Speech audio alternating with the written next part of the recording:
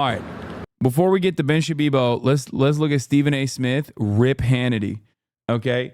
I'm gonna be honest. Stephen A. Smith and Charlamagne the God are significantly better surrogates for the campaign than motherfucking Mark Cuban.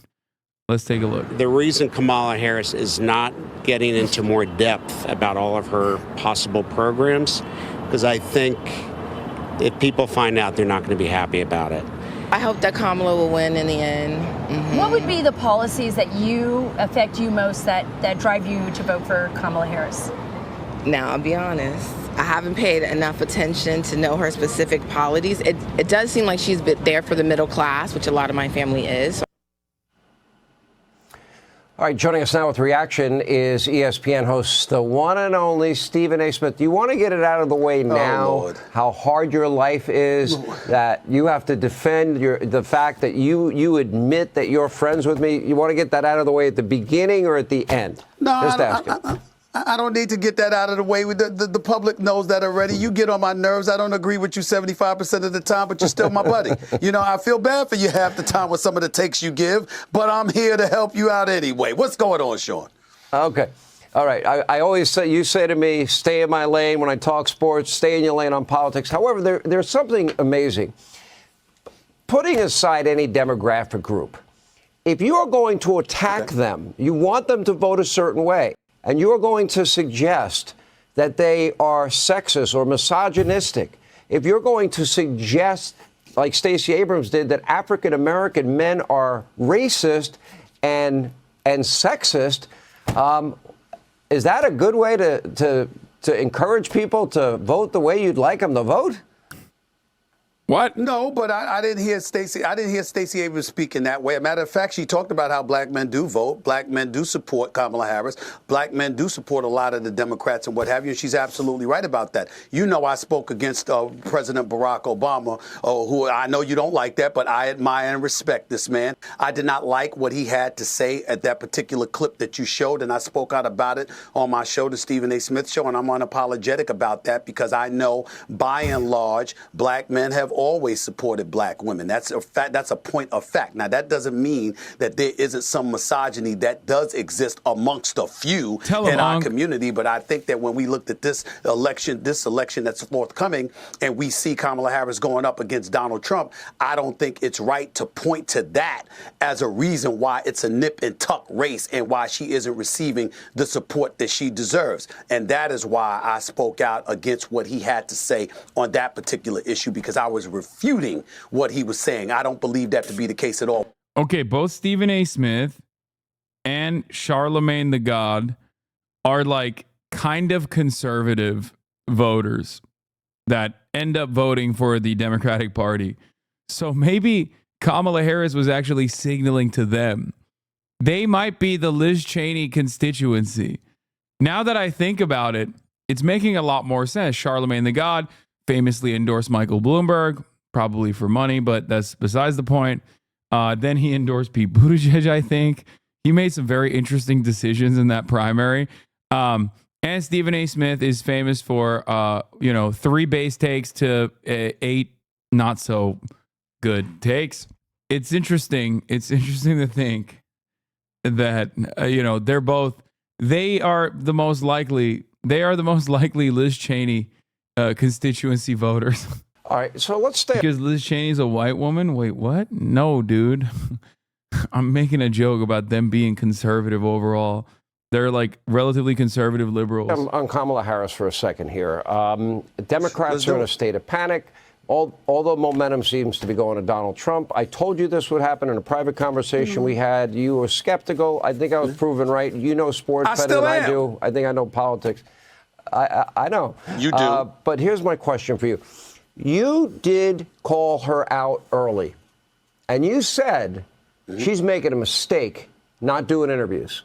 Now, she does these interviews, and I argue to you that the reason she's struggling and she's like tied up in a pretzel, because she can't express what she has stated publicly, that she wants the Green New Deal, the elimination of the filibuster. She can't say she wants to eliminate private health insurance, as she has said in the past. She's not going to run on what she has stated in the past to decriminalize illegal immigration, free food, housing, health care, education, sex change operations, and a path to citizenship, or banning fracking, banning offshore drilling.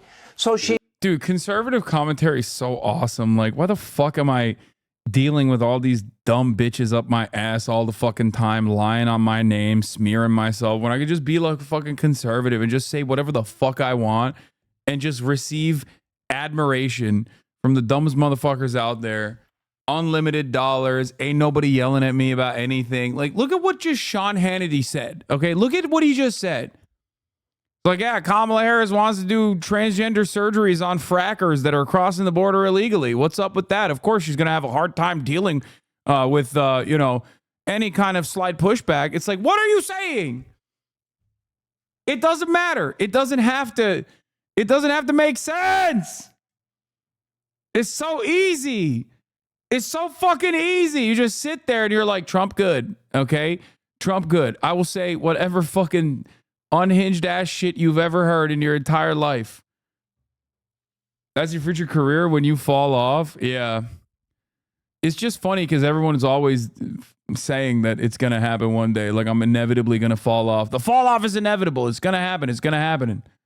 And then I'll be right wing. And then all the people that were like praying for my downfall will become my lovers, I guess.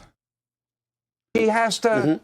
give us word salads, because she won't tell us how she really feels. She's hiding her true beliefs. Well, Donald Trump doesn't do that. Well, first of all, that's a very long question. Let's get to it. Number one, you talk about what she's doing. Bottom line is this: as vice president of the United States, it wasn't her job to lead. She has to go along with the program. You are a support base. You support the person that is in charge, who happened to be Joe Biden. That's number one. Number two, I know you're not talking about somebody being lucid and cogent and enunciating their thoughts with clarity, and you're bragging about Donald Trump. We can't be watching the same stuff if that's what you're doing. You ain't gonna do that today. You know now, what? Lindsey Graham, hold it. Now, Senator Lindsey Graham is about to come on this show. Let me tell you something. That man can articulate himself very well. Not Donald Trump now. I have sat with him for hour after hour after hour, topic after topic after topic, and he is so dialed in. Really? Look, it's funny. People try. This is like the latest argument. And meanwhile, your friends in the Democratic Party, they ignored the obvious, significant, deep cognitive decline of the president for over 4 years. I said it before the 2020 election. Kamala to this day say, oh, Joe was really cognitively alert. You know that's a crock. I know that's a crock. What is she supposed to say, Sean? Knows it's a crock. Not Donald Trump. Sean, what is it? Hold on. What is she supposed to say? She's supposed to sit up there and say, you know what, my president, my boss. Truth. I mean, there was cognitive decline there. No, you're not. No, you don't do that. You don't dime out your boss. You don't. I do tell the truth on my show, but guess what? So I said I do.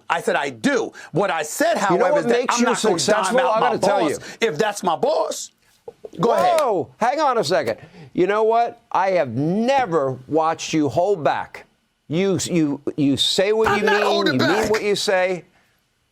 That's my point. She is. But she knew he was a cognitive mess, and now she's lying. Oh no, I never noticed it. It's a Sean, it's a lie. Because Sean, what Just you're trying admit to it's a lie. Because what people.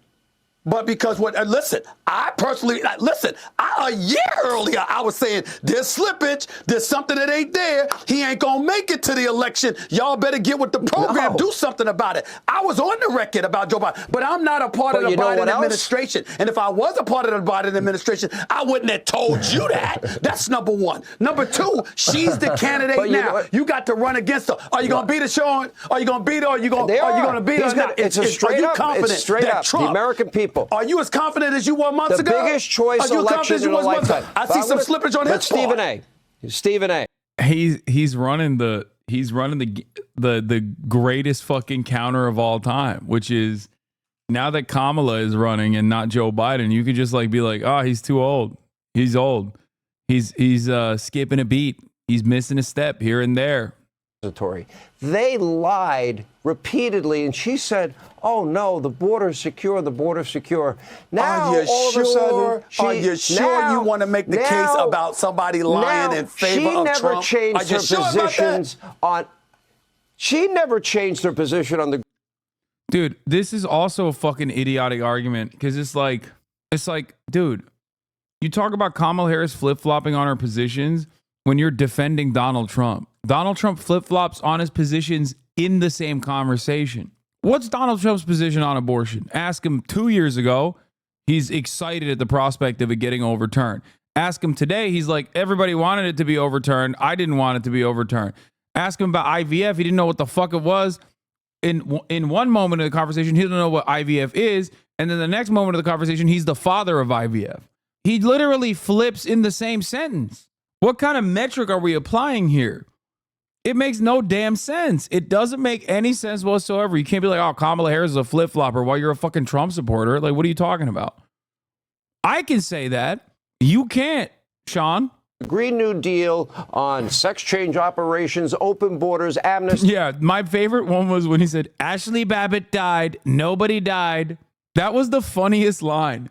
It's like, but it happens so frequently that that was the Univision response where he was like, Ashley Babbitt died, nobody died. Our people, we weren't armed, they were armed. What do you mean we? So now you're owning it? Like, what's happening? When I say we, I mean they, Antifa, but also we, brave patriots that were arrested as political prisoners. She became a candidate. You know what that means? She is a typical politician that just will say whatever needs to be said to win an election. You get the last word because I like you so much. Can I retort? Let me retort. Fair enough. Okay. You didn't even bring up fracking. You didn't even bring up the border. That's absolutely a valid point on your part. What she's doing now is saying, excuse me, I'm open to compromise. I'm willing to work across the aisle. I'm willing to listen and make things happen. Now, you have a lot of people who are going to vote for Trump, and they absolutely positively believe he will change Washington. The question is, will it be for better or will it be for worse? The cesspool that we look at as the nation's capital, if you got him back in office and he's on a revenge tour and he's not focused on doing what it takes to lead the country, where will that lead the country? You're not bringing that part up. So again, we might not like something on the left. We might not like something on the right. These are the two candidates that we've got to work with. And when you bring up issues in terms of character or in terms of being truthful or whatever, let me tell you something right now. You can bring a whole bunch of Republicans and I'll be cool with it. You can't bring up Trump to make a case against somebody else using those arguments. You can't do that. You know what? I'm predicting that privately you're going to vote for Trump. Oh, never. And I told you I'm on the record. I'd have voted almost for any Republican but him. Okay? This is why I say he's a fucking conservative, dude. Look, like, you would have voted for a Republican? Like, what the fuck are you saying, man? Anyway.